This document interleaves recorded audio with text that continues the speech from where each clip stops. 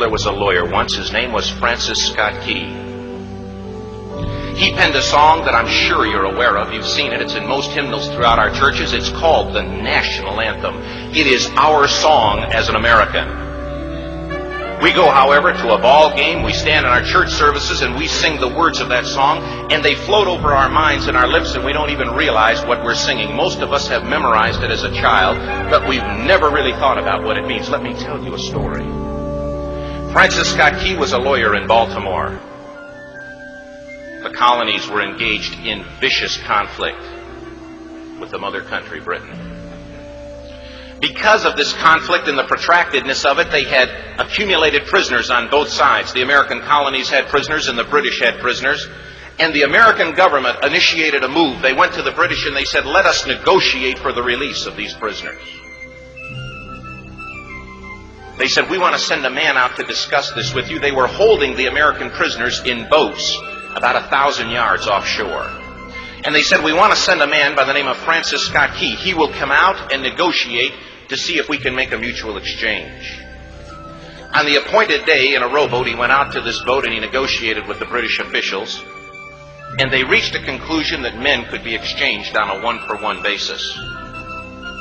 Francis Scott Key, jubilant with the fact that he'd been successful, went down below in the boats, and what he found was a cargo hold full of humanity, men. And he said, men, I've got news for you tonight. You're free.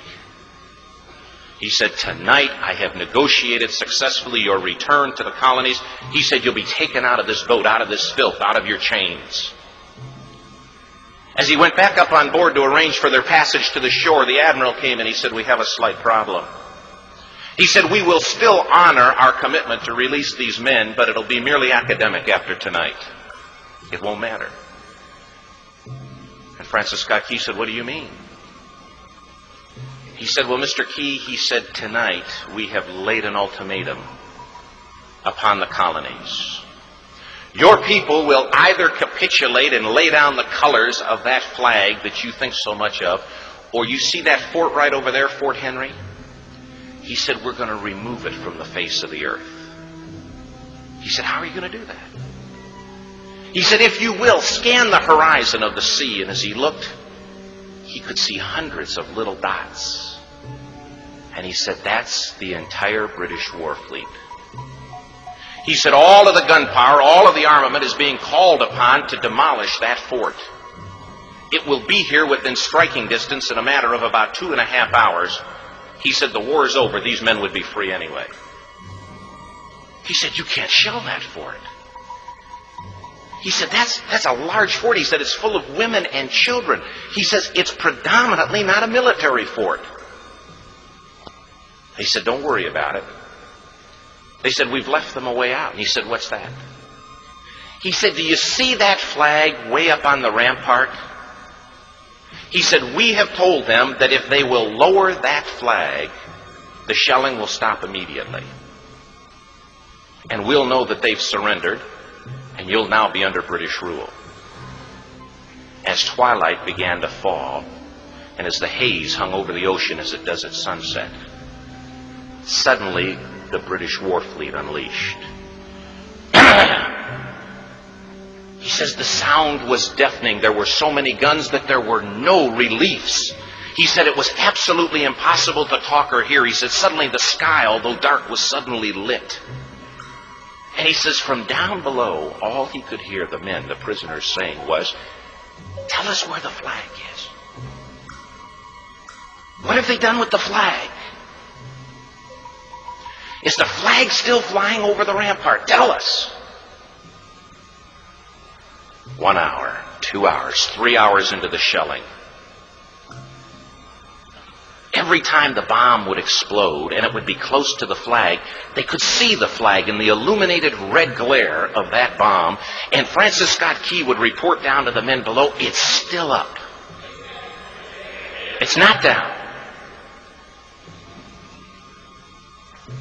The admiral came and he said, your people are insane. He said, what's the matter with them? He said, don't they understand this is an impossible situation? Francis Scott Key said he remembered what George Washington had said. He said the thing that sets the American Christian apart from all other people in the world is he will die on his feet before he'll live on his knees.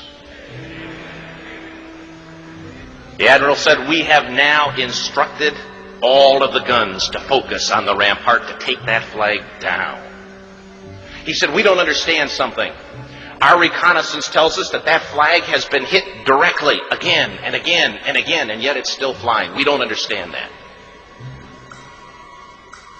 But he said, now we're about to bring every gun for the next 3 hours to bear on that point.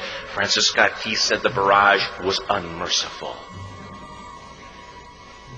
All that he could hear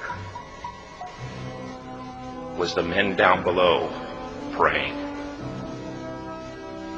The prayer, God, keep that flag flying where we last saw it. Sunrise came. He said there was a heavy mist hanging over the land, but the rampart was tall enough. There stood the flag, completely nondescript, in shreds. The flagpole itself was at a crazy angle, but the flag was still at the top. Francis Scott Key went aboard and immediately went into Fort Henry to see what had happened. And what he'd found had happened was that that flagpole and that flag had suffered repetitious direct hits. And when hit had fallen, but men, fathers, who knew what it meant for that flag to be on the ground,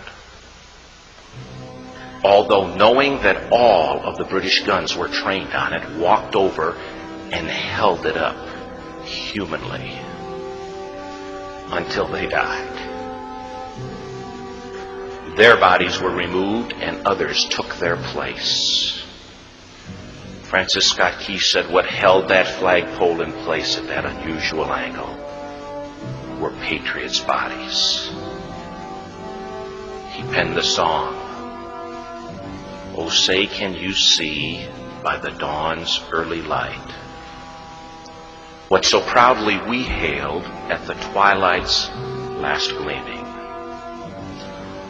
Or the rocket's red glare, the bombs bursting in air, gave proof through the night that the flag was still there. Oh, say, does that star-spangled banner yet fly and wave o'er the land of the free and the home of the brave? The debt was demanded. The price, it was paid." Oh, say, can you see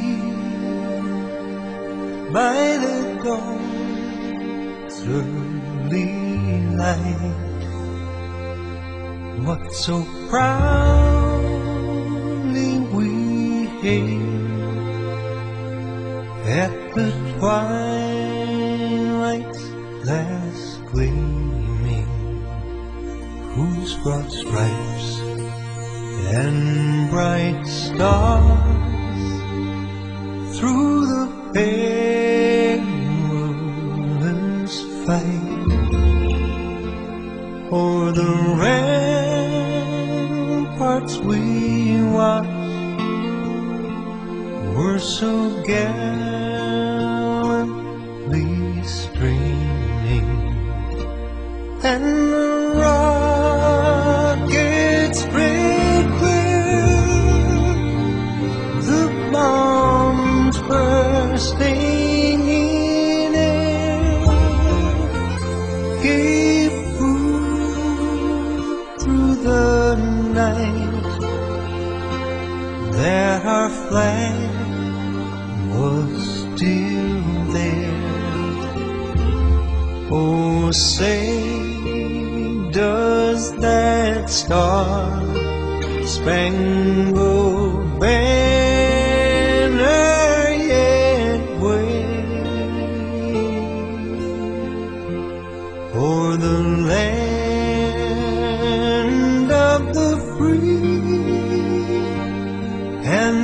home of the brave. Oh, say, does that star-spangled